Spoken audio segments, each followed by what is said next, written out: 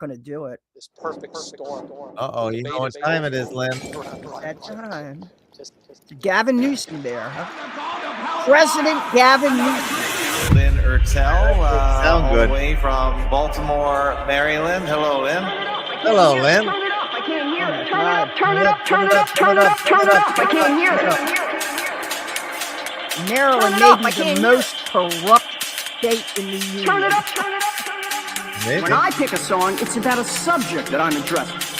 Benton says Lynn for president. Are you running? Presidents are stooges.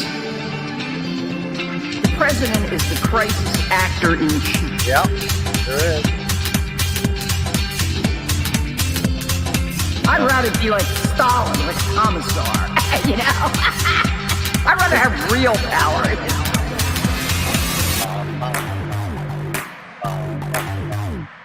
Don't even take me there. You know, Brian called me up, Brian from Brian and Jenna. All right, biochar Brian. Brian and Jenna wanted me to mention the fact that we've got a lot of Trojan horses and stalking horses and shills in the conspiratainment world that are pushing memes directly from communitarian law. And one of these is the phrase, the intentional community. Turn it up, turn it up. I can't hear it. I heard that. I heard that. Turn it up, turn it up, turn it up. I heard that. Turn it up, turn it up, turn it up. I can't hear it. I heard that. I heard that. Turn it up, turn it up, turn it up. I heard that. And I'm over-blaming groups like Catholics, the Jews, the Jesuits. I name the individuals who have committed crimes for which they ought to be arrested and convicted and Turn it up, turn it up, turn it up. subject to some pretty severe punishment. Things like racketeering and treason, not just fraud. I'd rather be like Stalin, like a commissar, you know? I'd rather have real power, you know? Don't even take me there. Turn it up, turn it up, turn it up. I can't hear it. I heard that. I heard that. Turn it up, turn it up, turn it up. I heard that. Turn it up, turn it up, turn it up. I can't hear it. I heard that. I heard that. Turn it up, turn it up, turn it up. I heard that. But I'm not talking about Jews, Jesuits, Catholics, blacks, whites. I'm pointing at shills. So who do you want to know if it was that they were just? I don't care if they were or not.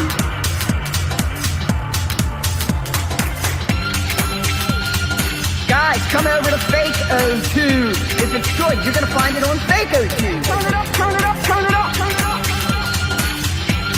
Turn it up, turn it up, turn it up. And we don't have ads on FAK1188. Turn it up, turn it up, turn it up, turn it up. No, there's no ads yet. Right. Turn it up, turn it up, turn it up. I can't hear it.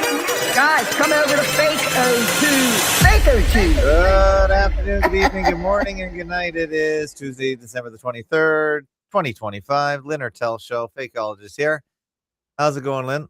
Hey, this is it. This is our final show of the year, right? Yeah, pretty much. I mean, if you want me to come back over the holiday, I'm perfectly willing to, but Well, if there's a PSYOP to examine, Yeah, we'll see how bored we get next week. yeah, we're kind of wrapping it up here. You know, I got a question in the chat room from somebody about Venezuela. I can kind of dismiss that really quick All right. because a lot of people, what the hell's going on? Okay, obviously Venezuela is a major oil producer and a member of OPEC. Okay. Right. I didn't know they were a member of OPEC. Oh They- yeah. And Okay.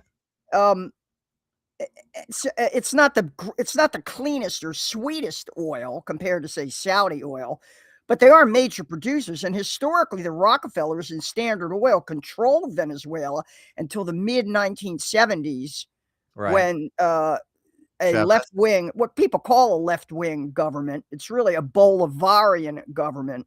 What's a Bolivarian? Okay, Is that this is nationalist? a major misrepresentation of populist movements in Latin America, especially in South America, Chile, Argentina, Venezuela, Colombia.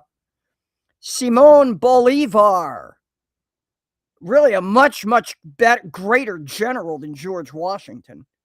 Oh, And the liberator of Latin America from Spanish rule in the early 1800s. And in a place like Venezuela or Colombia or Chile, the ideology is not Marxism. You keep hearing the Trump administration and condemn Maduro for being a Marxist. Well, that's bullshit. There might be Marxists in his coalition, but the ideology that he subscribes to is called Bolivarianismo. They're okay. followers of Simon Bolivar, who was kind of a pan-Americanist. He wanted to unite all the countries of South America, in independence from Europe. And so it's not really, it predates Marx by about 50 years. Ah, So this is another conflation that people do where they don't really understand the ideology of the people they're up against. Now, here's the real reason why overthrowing Maduro is so important to them. Because originally you had Hugo Chavez in there. yeah. He had become a populist hero in the country. And then Why? he died of cancer. He was trying to share the wealth. Yeah, it's populism.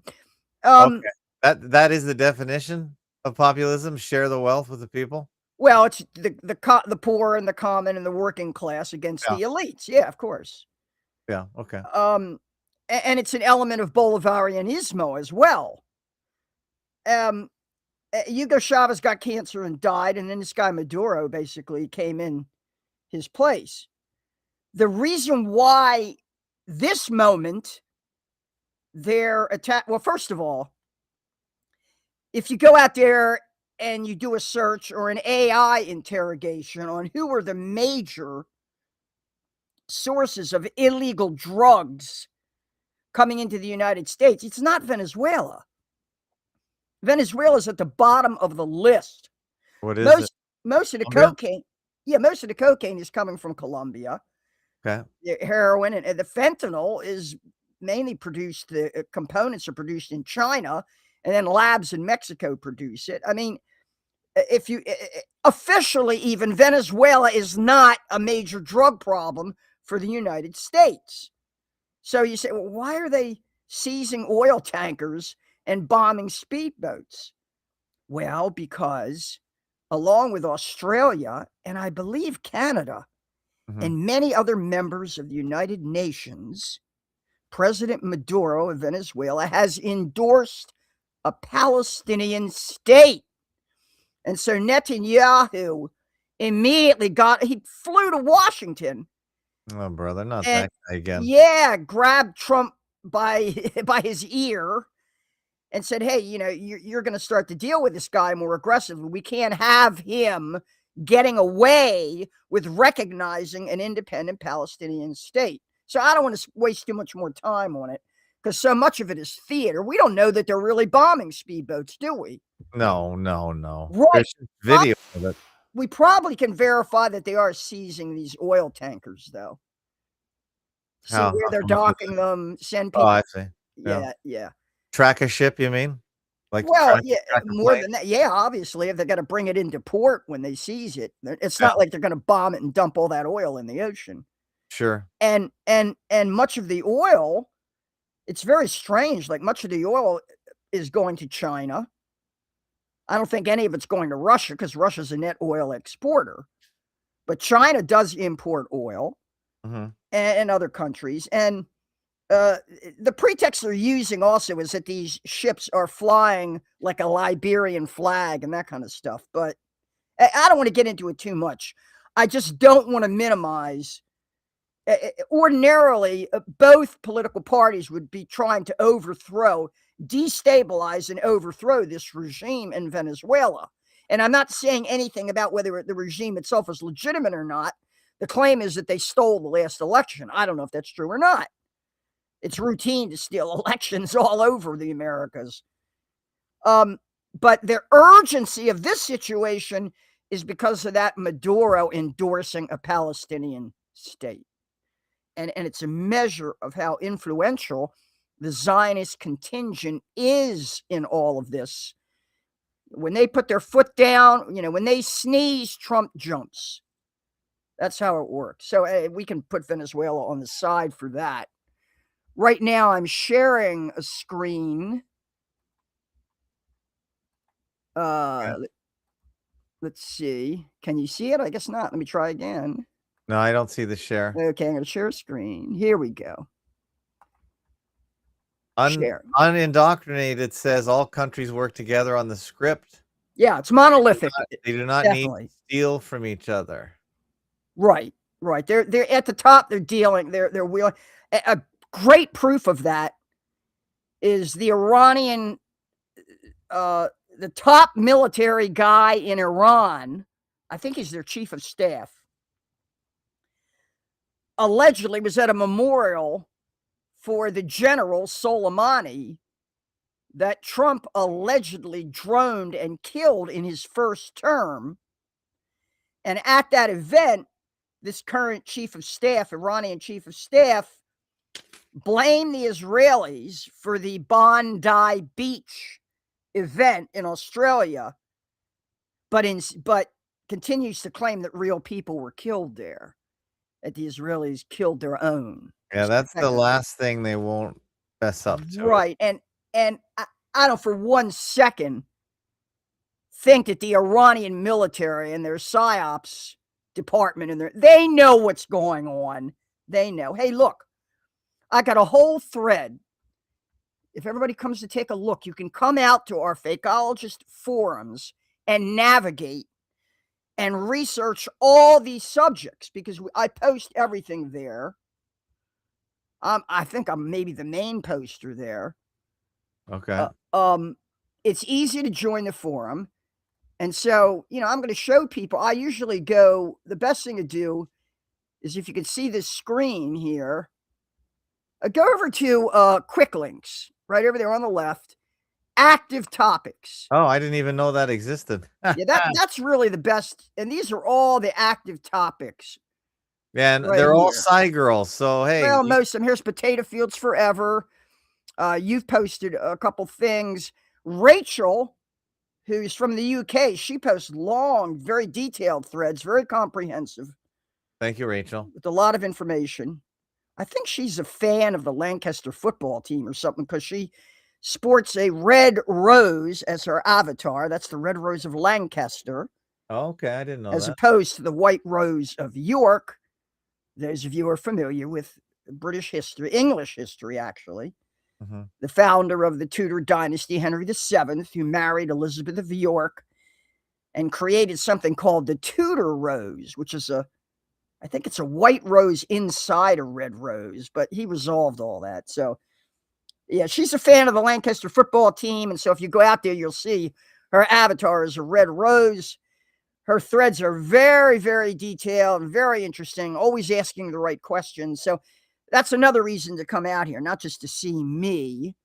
I see people are responding. Here, Strange Bird responded to my thread on the Bondi, well, the situation in Bondi in general, right? We've got all kinds of things here. Let me go first to something that'll kind of kick off the evening. All right. This is a video, and I know people say, well, now I'm getting into realology because I'm looking at police corruption. But no, I say it's fakeology, and I'll explain why once you've listened to this video. So let me stop sharing. Here we go. Yes. I'm going to share this video right here. The thread is called Fiery Tirade by Resigning DC Police Chief. Now, this is, what's her name? Pamela. I can't remember her last name. Basically, there's been, we know that Trump has mobilized the National Guard in DC. DC's right down the road from me, about an hour. And I got to tell you, the place is really, it's embarrassing. It's humiliating. Foreign tourists who come here. What's bad about it? It's so filthy and it's so crime infested. The residential sections of DC are dangerous as hell. That's a real Yeah, the thing. crime there is really It's- bad. Shootings all the You're time. talking about petty. You're talking about petty crime and drug crime. Street crime. Well, it's corrupt, of course. What I'm about Which to is show all you is corrupt. going to show you how deep the corruption goes. And it's also going to pose the question of what are numbers and statistics worth when they come from a source that you know is compromised. So what happened was, in this case, they discovered that the DC police were fudging the statistics on crime in the city. The street crime is so bad that they're just making up numbers, and so it raises the general. So Trump is right to go in there and Well, just it's try and. it's fake. All of these numbers are fake. So I'm telling you, well, crime is down here or crime is up there. Now, these numbers mean nothing. So watch this video. It's very entertaining. Wait a minute. Whoops. Okay. What channel is this on YouTube? What's? It's called, well, it's just a mainstream news channel. Oh, mainstream news. Okay. All right. Press play. Go Can ahead. you hear it? No, you're not All playing. right, it. I'm You going to gotta have to press the go play. again. I'm sharing it, but for some reason, I don't see it looks like it's stopped. You got to press the play button. I'm playing it in YouTube, but that didn't Developing work. now, a new report from the House Oversight Committee alleges former D.C. Police Chief Pamela Smith pressured officers to manipulate crime data. House Republicans releasing the report this weekend, less than a week after Smith announced she was stepping down. The National News Desk, Jeff Harris, joins us. And Jeff, this report comes months after lawmakers opened an investigation into Smith following whistleblower allegations. Break down the findings of this report. So in Pamela Smith, her name is. the over 20-page report released by the House Oversight Committee, lawmakers wrote that Smith pressured officers to manipulate crime data, punished them for reporting accurate crime numbers, and fostered a toxic culture. Plus, they allege the crime stats in D.C. are still at risk of being manipulated.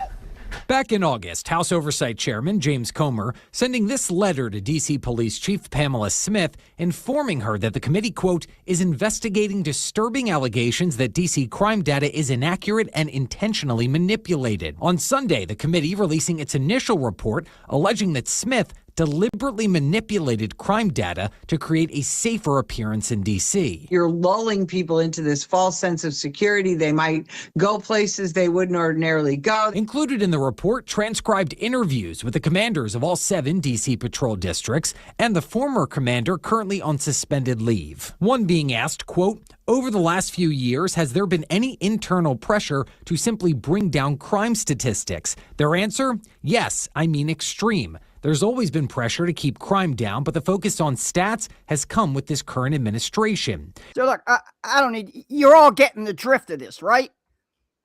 Now Of course, watch you her got it. resignation speech. Okay, I hope it's good. Oh, it's great. It's great. You'll love it. Okay. Are accurate and of the highest quality possible. My haters, I hate him. F you. Oh. It's real classy. Boy. So we got to talk about this pretty insane press conference facing Alex Yeah, it's pretty Ferdinand bad. is how I don't want to hear him. I should. As I close, to her, even at 50, That's Bible study, pretty. she's talking, right? It's like she's in church. Why do black people always do this when they get in trouble? It's the first thing they do. my haters. Listen, I know you taught me well. We were raised in the church, Bible study, Sunday school, BTU, choir rehearsal, What a Wednesday lie. night Bible study, Tuesday night Bible study, children's choir, you name it. There's enough Jesus in me that's going to get me to heaven if I die tomorrow. But watch this. You've taught me well, and I just need you to just follow me with this just for a few moments, Mom. Because listen, I listened to her even at 50-something years old. There's nothing, she pretends like we don't listen to her, but we do. I appreciate you. I adored the work that we did.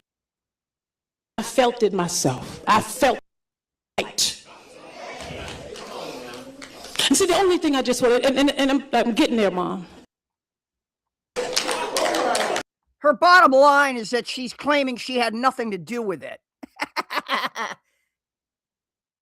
So, I mean, this is Washington, D.C., the nation's capital. But it's really the situation in all major cities.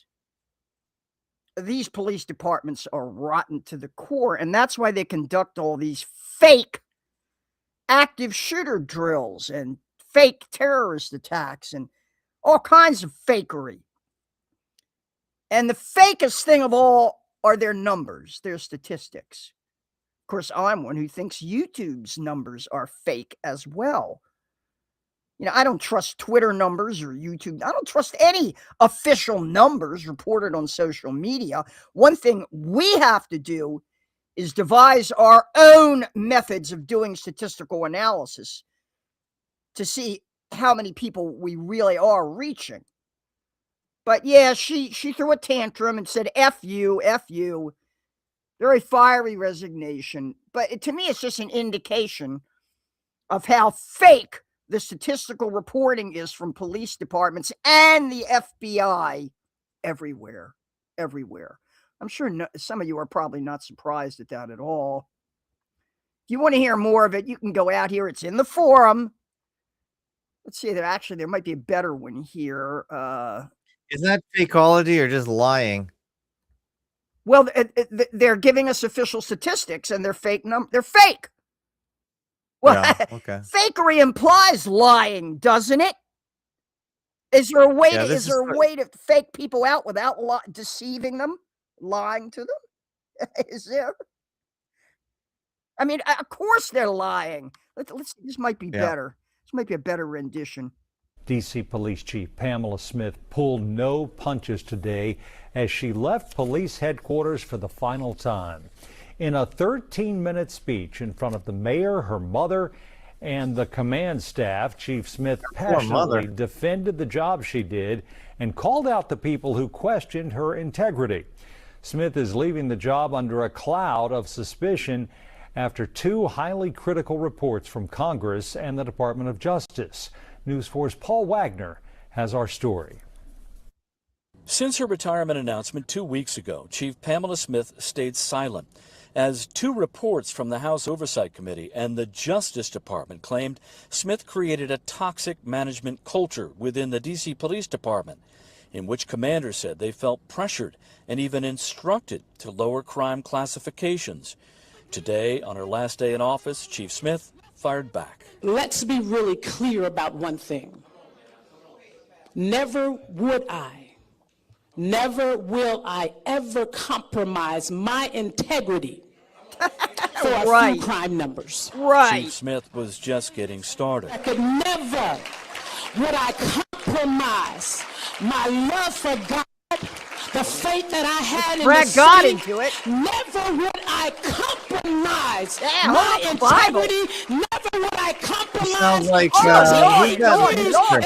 enforcement for a few folk who couldn't stand to be held accountable. And if I had to do it all over again. Okay, then let's move on to the next topic. So we've had enough of that. I had enough. Oh my God. If I want to watch a crazy black person preaching, I like Reverend Manning. You know that guy? Yeah, David Manning. He's good. At least he's entertaining.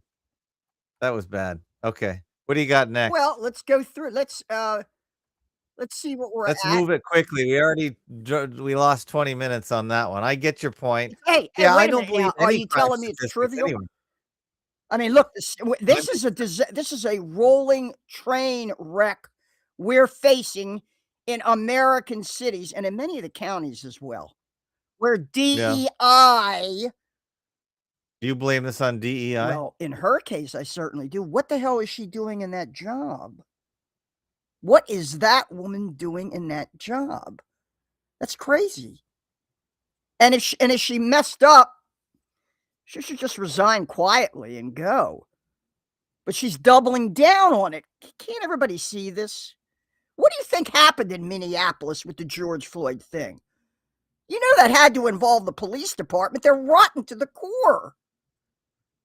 The LAPD is a gang in uniform. I know. When people say defund the police, everybody says, oh, that's Antifa, that's BLM. No, these police departments are corrupt. They're not just compromised. They are themselves ongoing criminal enterprises. They're racketeered. And the phony statistics are just the tip of the iceberg. So anyway, I want to talk about some other mainstream stuff because you are my favorite mainstreamologist. And this CBS story was sent to me by my brother. I don't really want to know about it, but I might need it for the Christmas party tomorrow. So is there anything here that you seem to know a lot about all the mainstream stuff in the media. What's the CBS story on CCOT? Do you know about that? Yeah. Okay, I looked good. into it. Give me some talking points. Well, the origin of this goes back to the gang chaos and gang warfare that has been an ongoing problem in El Salvador for years now. Okay. Finally, a right-wing populist named Bukele was elected, a young guy, promising he was going to crack down on it. And he did declare a state of emergency. And he has set up a special prison with the acronym CCOT. I forget what the acronym actually stands for. But this is I don't basically supposed to be a prison specially designated to house. It's like a supermax in Colorado, where they allegedly house the most dangerous gangsters. Well, Bukele has created that kind of supermax in this CCOT place, where he's holding members of gangs. He's arrested a lot of people. He's declared a state of emergency. So this is the situation down there in El Salvador. The Trump administration has somehow or other agreed to offload or outsource a lot of these deportations, so we're told, to this prison in El Salvador. And so the claim is that Venezuelans who, because of their tattoos or some other reason, have been designated members of Tren de Aragua, whatever it's called. Yeah, I remember that, yeah. They're deporting them to El Salvador instead of back to Venezuela. And they're ending up in this prison. And the claim is that they have to drink toilet water there, that they're starved to death, that they're beaten and tortured, and I don't know. I mean, we have atrocities in him. Hey, look, it's atrocity stories again. We don't need to go to El Salvador to find atrocity stories in prisons. We got them here. We got some nasty prisons here. We got people dying in custody here. So what this is all about is, once again, the Democrats have to play the role of defenders of human rights and object to the fact that allegedly these deportees are being sent to this prison in El Salvador called CCOT, which is specially designated for gangs who have been conflated with narco-terrorism. Does everybody get this now? So if you see a video of these guys in masks hustling away a prisoner who's bound and gagged, that's what you're seeing, basically, from this CECOT prison in El Salvador. That's what this story is all about.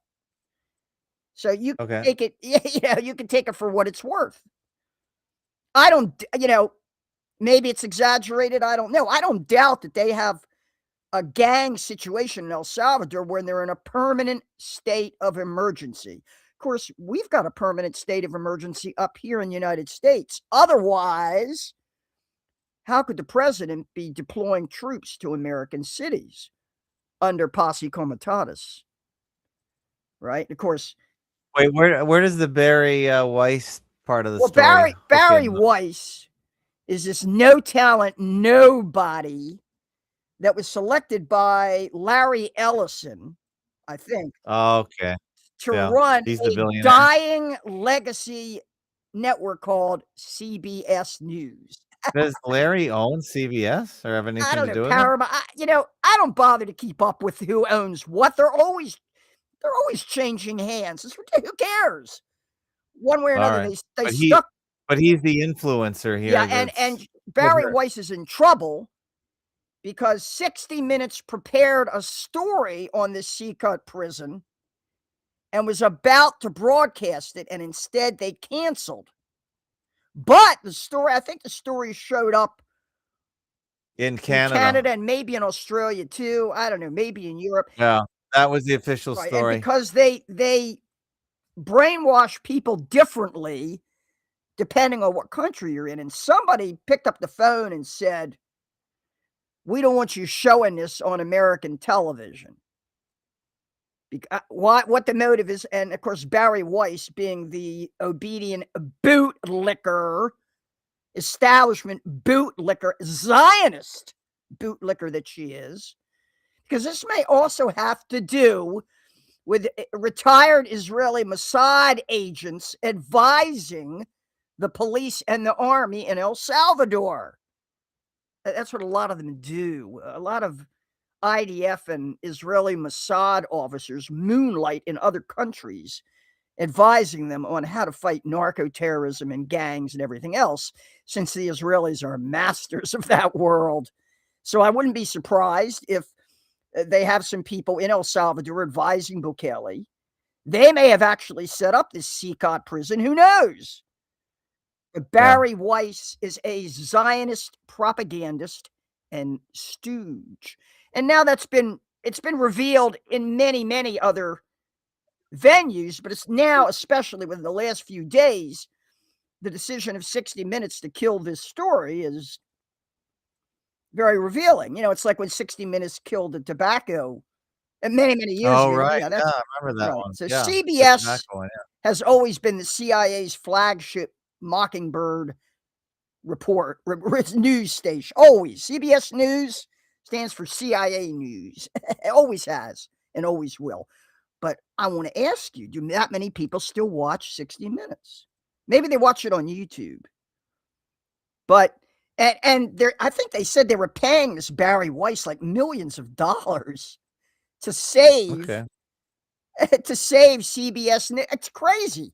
It's like CNN's done the same thing. They offload this failing, and I don't think we should do a thing to prop them up or give them any credibility. I should have dismissed this by saying it's just the remnant, the rotting, decrepit remnant of CBS News that nobody watches or listens to anymore, got caught killing a story based on pressure probably from the White House or the CIA, who knows. And their stooge, this Barry Weiss, who no one should even know her name. She's such a nothing. So do we have to beat this story to death anymore? No, that's good. You gave me some talking points. I might have to address this tomorrow. I think it was Ellison who purchased CBS. Yeah, it said Ellison in here. Yeah, Paramount. Right, I couldn't tell. Do you think I keep track of, like Elon Musk buys Twitter and calls it X?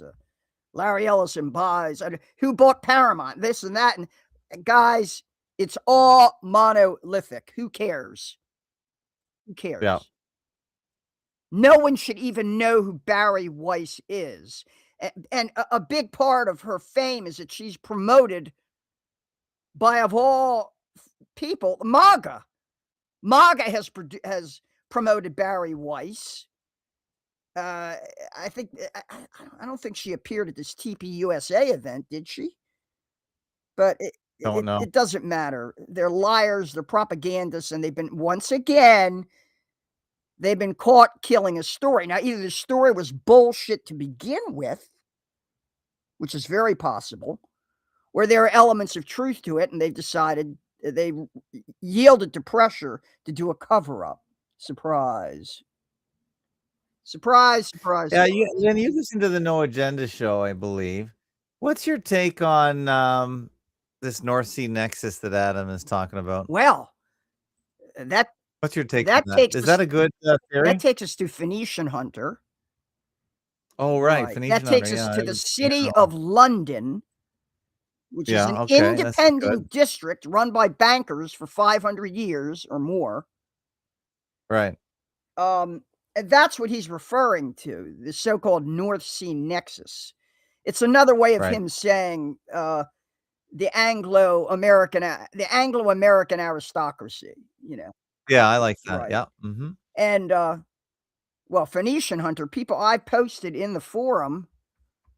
Yeah, I got a link to that on the I on the always screen post here. Phoenician Hunter in there. His most episode 36, he gets into what is immigration.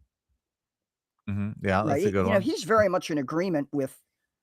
I think Fake Nukes Phil would like Phoenician Hunter because Yeah. Phoenician Hunter says outright the greatest effort to destroy Western nations right now is through the use of immigration, mass immigration, point one. Point two, it makes no difference whether this immigration is legal or illegal.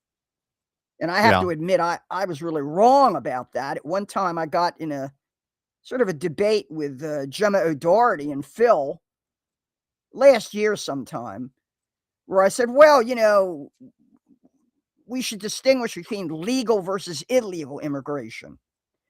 And they were both of the opinion that in the long run, the net effect didn't matter, really, in terms of its impact on driving down wages, knocking native-born people out of eligibility for jobs, discrimination against native-born Americans, billions of dollars diverted to subsidizing these immigrants. And in the end, does it really matter whether it's legal or illegal? The policy itself is intended to destroy Western societies. And Phoenician Hunter says that the biggest fear, and he refers to the monolith running the world as a liberal democracy. That's what he calls it, not my term, liberal democracy. Yeah. And he says what they're most afraid of is nationalism. Now, okay.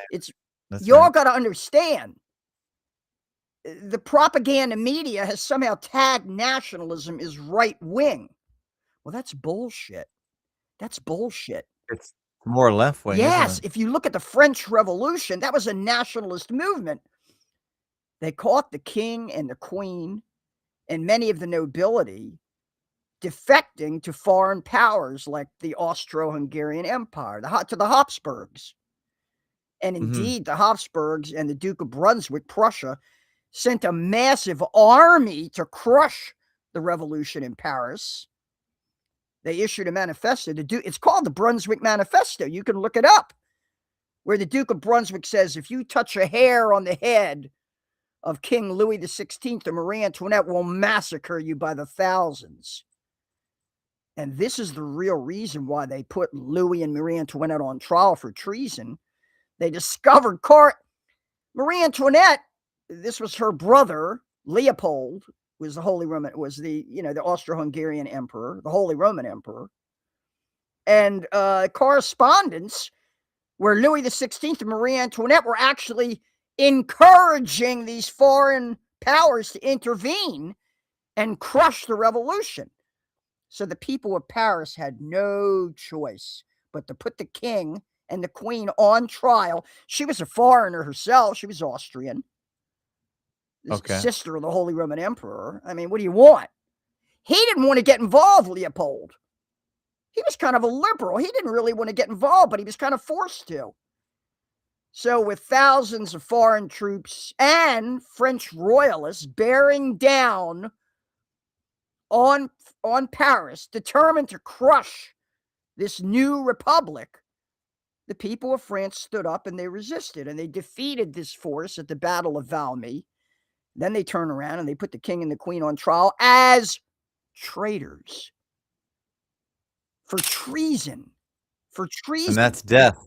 And this is the case with the French Revolution. It was a nationalist movement of the French people against the treason of their own elites. So nationalism, there's nothing particularly right-wing about nationalism at all. I distinguish between civic nationalism and something I call essentialist nationalism, or blood and soil nationalism. But the first republic in France was not a blood and soil republic. It was a citizens' republic. As long as you agreed with the principles of the revolution, liberté, égalité, fraternité, it didn't matter what your ethnic background was. So that's left-wing nationalism, kind of.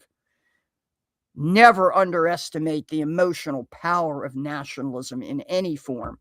And Phoenician Hunter says that at this moment, liberal democracy is determined to have open borders, to homogenize populations. I call that livestock management, through mass immigration. And the resistance they are most afraid of is nationalism. So they call it right wing, so the left wingers turn against it. Wow, yeah, exactly. That's the whole idea. It's very manipulative. Because think about it. When you bring in immigrant labor, every union should stand up against that. That's right. Unions are there to protect the standard of living of workers. They should be opposed to unlimited immigration. So they're bought off. Hey, I worked in the software engineering for 35 years. And I constantly had to go into interviews, job interviews, where I was up against mostly people from India. Yeah, oh yeah, it's a huge with problem. here on H-1B visas. I never objected to that. I didn't really mind competing with them. I got to become friends with many of them. Many of them were very smart. I had professors at the university who were from India, because at the time I studied computer science in the 1980s, Americans were greedy. They just wanted to go out and make money, whereas people coming from India, they tended to go ahead and get their PhD in engineering, and they were just more committed to the academic environment. So I'm not taking sides on that, but if you saw that recent interview that Laura Ingraham did with Trump, where she said, well, you're asking for so many thousand visas for Chinese students to come and get positions at Harvard and Yale and MIT. Why are you doing this? What'd he say? Oh, well, we need the talent. We don't have enough here. Oh, it's disgusting. Hey, anybody, if you think Trump gives a damn about American workers or American engineers or American students, you're out of your mind. The guy is a freaking traitor. He's a traitor. There's nothing make America first. Bullshit. Trump is a treasonous bastard in many, many ways. Not just in terms, well, you can watch his speech to a Jewish crowd within the last week or so. Have you seen that? Oh my God! He just gets up and says the Jewish lobby controls me, and here's Miriam Adelson, and I know you're more loyal to. I saw bits of that. Yeah, I saw he just comes out and lets it all hang out. Anybody who thinks Trump is a nationalist is a fool. Is a fool. And that interview with Laura Ingraham, where he tried to make up an excuse for bringing thousands of Chinese students here, thousands, to study, because we don't have that kind of talent here in America. Big tech needs to import immigrant labor because we just don't have enough skilled American engineers and workers and computer science graduates. And that's an effing lie. And Donald Trump is a filthy, damnable traitor to his country in many ways. And MAGA are dupes.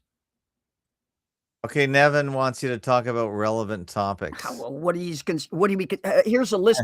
Yeah, what's relevant? No, I like your historical background. I like the Brunswick Manifesto. That was quite interesting. Yeah, a lot of people think that anything that happened 100 years ago isn't relevant, when in fact we're still living. No, I like. Yeah, we're living the consequences of World War I.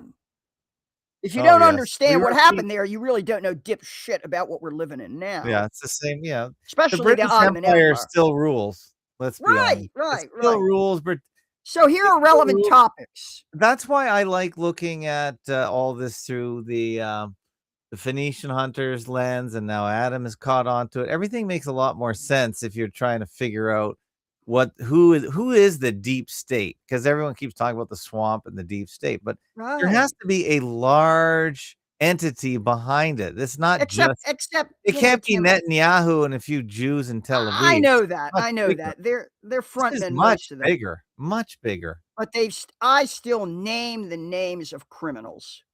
I know you do. Ehud Barak is you don't have any lords in your list of criminals. The lords of Leapin here, they're the ones that bankroll this stuff. We need some big names from I'll give you some names. Jamie Dimon. Okay, that's JP Morgan. JP Morgan Chase. Yeah, they laundered money for a lot of people, but for Epstein in particular. And Adam had a pretty good theory about how this whole Epstein thing is just code for money laundering. He was getting into that. That was pretty. That's been my argument from the beginning, that the salacious sex stuff. So what? So he ran some. He ran some whores. The whores got busted. Epstein hoax thread right here. Yeah, I don't think high level use of prostitution is illegal. It's just living off the avails of prostitution. Oh, it certainly is. Interstate trafficking is a violation of the Mann Act. Oh, okay. Federal law. Oh, yeah. It goes all the way back to the 1920s. Oh, yeah. But that's wherever the Caribbean doesn't have anything to do with that, if that's where this so-called island was. Well, what they can move offshore, of course. I mean, yeah. Ghislaine Maxwell, Robert Maxwell's daughter, her whole Terra Mar project was about establishing these floating islands. I guess they'd be big ships or something, or like oil rigs or aircraft carriers, where they could do everything they needed to do beyond the reach of international law: gambling, trafficking, underage prostitution, pederasty. I mean, that was the whole idea. That's what her Terra Mar project was about. So that's sort of international waters and all that. Yeah, right. Of course, they're creating venues where they can carry on their racketeering. And who rules the seas is the question. If you'll notice here, who enforces the rules of the seas where you're in between countries? Well, that's always been admiralty law. So yeah, they're probably. So who's in charge of administering admiralty law? And that's why they want to effectively abolish borders, right? Mostly in the U.S., Europe, the UK, Australia, Canada. Yeah. Mostly, Phil is right. They want to destroy Western civilization, of course, in its current form. Yeah. So I'm sharing now the thread on the Epstein scenario, and I've got a full list of all the lawyers involved. Now, why is this important to me? Because anybody who says that these narratives are fake or they're distracting or they're misdirection has to explain what's going on in the courts with the judges and the cops and the lawyers. And so I have a full history of the Epstein saga, which began in Palm Beach County back in 2006. And and by the way, to the very first prosecutors of Epstein in 2006, his so-called victims were all prostitutes. Epstein, the brothel was just a sideline. This guy was handing a lot of money, tax avoidance, asset hiding, money laundering, using art, using everything. Yeah, so you're saying he was sort of they busted middleman.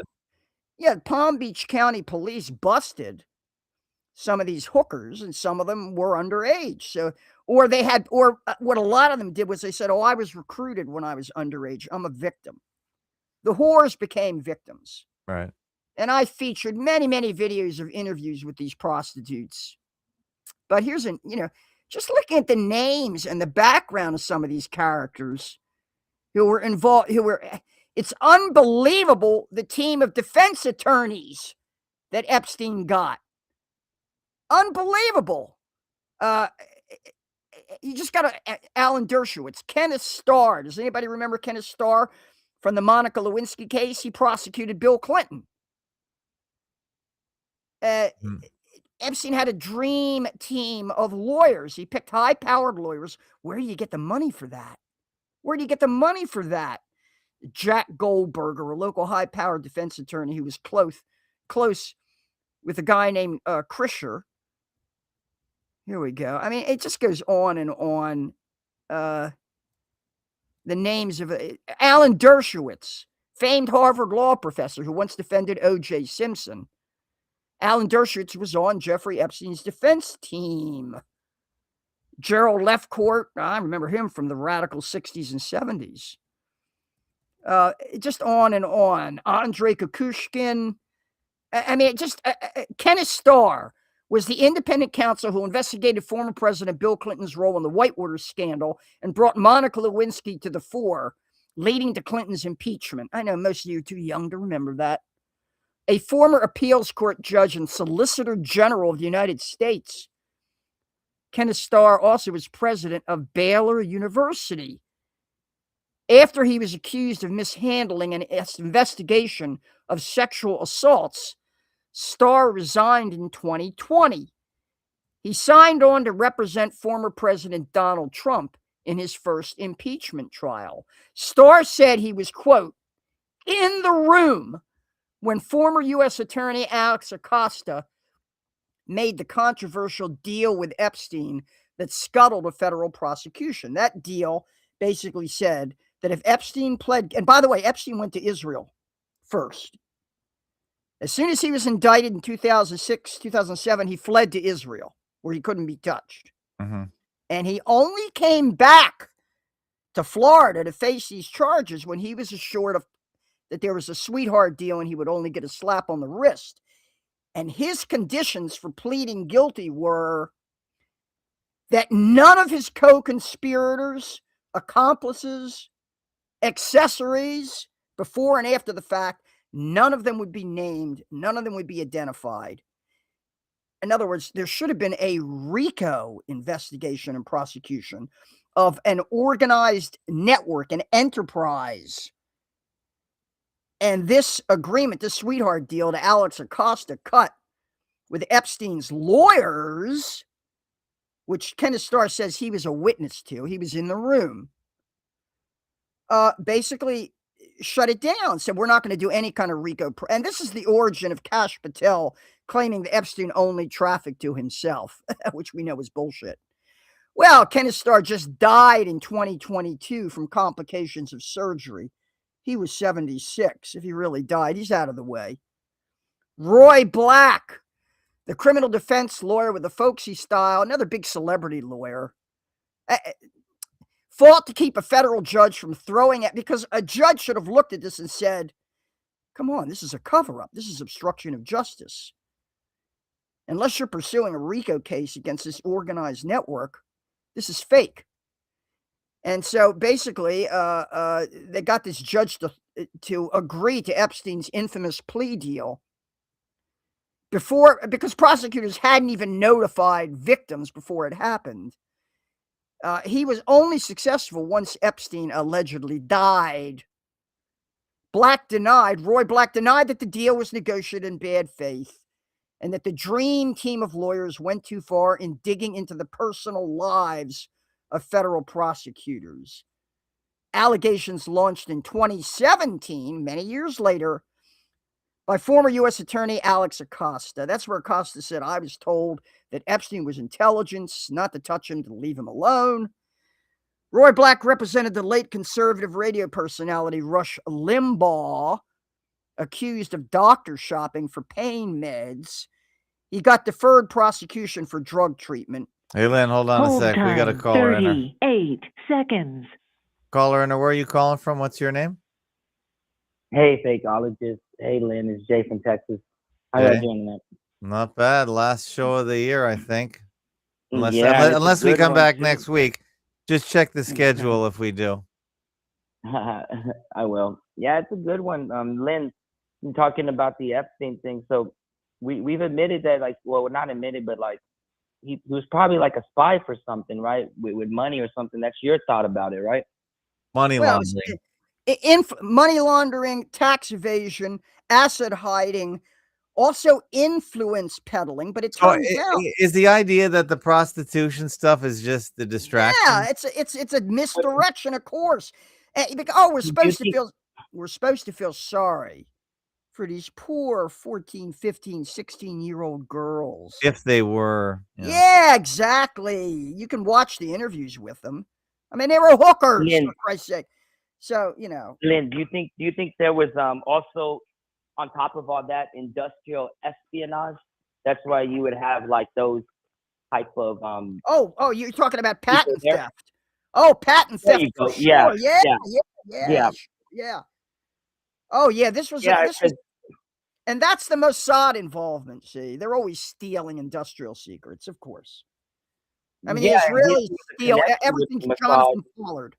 Jonathan Pollard, the Israelis steal every tech secret they can, and then they turn around and they retail it to the Chinese or the Iranians. Who knows who they sell it to? But that's part of the deal. The U.S. has a legislation, and they wrote it's called the Research, Innovation, and Development organization. It's the BIRD, the Binational Innovation, Research, and Development, where we have to work with their scientists, with our colleges, and it's a lot of money transferred, but it's money more have to do with the information going back and forth. And it's real interesting because what the biggest microchip factory is in Israel? I thought microchips were mostly made in Taiwan, but you say they're manufactured. Yes, that's one. There's one though. Israel has one manufacturing chip company. Do you know? It's Intel. Oh, really? An American company. Intel? That's an American company. Yes, that's supposed to be an American company. Why do we have Intel is 80% at least of the world's chips, probably less now. But Intel was supposed to be a CIA proprietary. Supposed to, yeah. Intel is a mess right now. That company is just it's finished. It's done. Huge mess. They look like NVIDIA just shot right past them, right? They can't get their chips to work. It's all just crashing. Here's the impact, folks. If you're on social media, you see all these bots. You see the fabricated numbers on subscriptions and views and likes and dislikes, whatever. You see how you're being fed stuff. And you say, this is not natural. This is not spontaneous. This is being closely managed. And we're being propagandized. Well, that's the role the Israelis play. Well, Lynn, do you know who the CEO of Microsoft is right now? The current CEO is Satya Nadella, and he's the one in 2014. He's the one who pushed them to transform the company towards cloud computing. So he's real big in the cloud computing is where you have to give them your data and it's stored on their cloud. There's no such thing as private data anymore with cloud computing. Yes. And I don't know if you noticed or if you're real into the gaming space, but no video game consoles really have physical discs anymore. Oh, you have to put your information. Video games, marketplace and everything. Yeah, we've been told that video games are a snake pit of anti-Semitism. Yeah. Wow, got to pay a kosher tax. Yeah, that narrative is going crazy through there. Oh, they want to control the gaming world for sure. They want to be able to shut down gamers because there was a scandal recently. One of the platforms, a gaming platform. Which one is it? Oh, not Gab. I'm trying to. There's a platform that was used mainly for gaming, but the Israelis and the Jewish organizations, AIPAC and the others, are really complaining loudly that in casual discussions on this gaming platform, the gamers are saying bad things about Israel and its conduct in Gaza. So the banter. Yeah, they're so paranoid about any kind of criticism that they'd even shut down gamers because they don't like what they're talking about. So, Yeah, and it's crazy, it's crazy because I don't know, there's a CEO who who made the Call of Duties, who pushed them away from World War II and pushed them to modern warfare. He like just died today or yesterday in a car crash in California. There might be some games out there that, how do I put it, kind of challenge the Holocaust narrative. That might be part. I mean, there's that'd be fun. There were some. Yeah, I've played a lot of the older Call of Duties, and some of them have some real interesting stuff about them. And Bethesda, which is now a bad company, but not a bad company, but it's not like at the top. They in great detail with history behind them and everything. And a lot of people, I don't know. You're right. Like the game started changing to, like I don't know, DEI. They're changing to very fanciful narratives. I mean, like, away from what they were getting people into. Like how you say with the movies, how they're not as smart as they were, making them very like just explosions and very dumb stories. Stupid movies where every time you see a car crash it explodes. Why should that be happening? Yes. And they'd all have to be Pinto. It's about dumbing down the audience. Really, it's about turning the audience to She a bunch knows of the Pinto, idiots. Idiocracy is the real agenda here. They want to engineer an idiocracy through media because they'd rather have a bunch of dumb slaves, you know.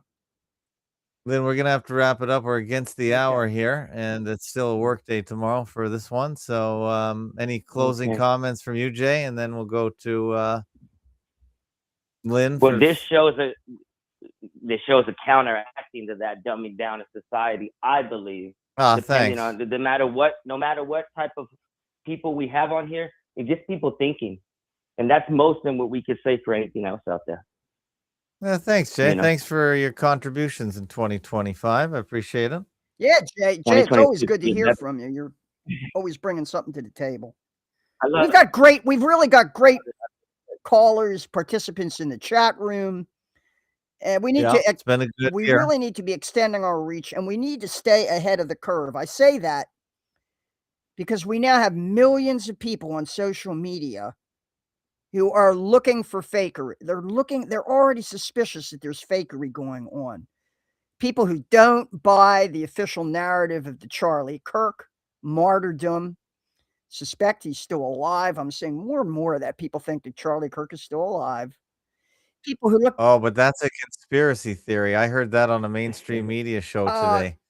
And they were just pussyfooting around. Yeah, they're afraid to say it openly. They're afraid to say it. Right. They said, well, it is strange that the bullet didn't come out the other side, but they never question the one thing that that's all we do is question, is that did it happen at all? But you saw that, you and Phil were talking about that replica tent that they set up. Yeah, that's crazy. Yeah, come on, they're making a clown. Hey, you know what I think of when the whole right. Erica Kirk, JD Vance thing. Oh, it's Luke and Laura from the Days of Our Lives. Do you remember? Yeah, that's 70s soap operas.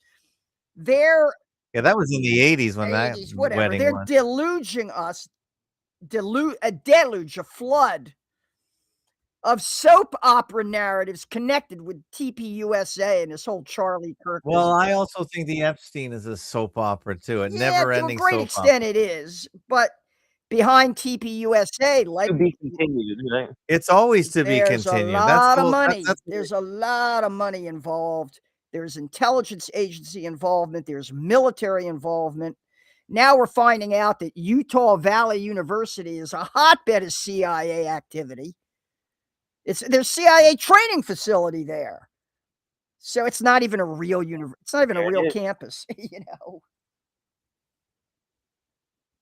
Awesome information. Well, thank you, Jay. Appreciate it.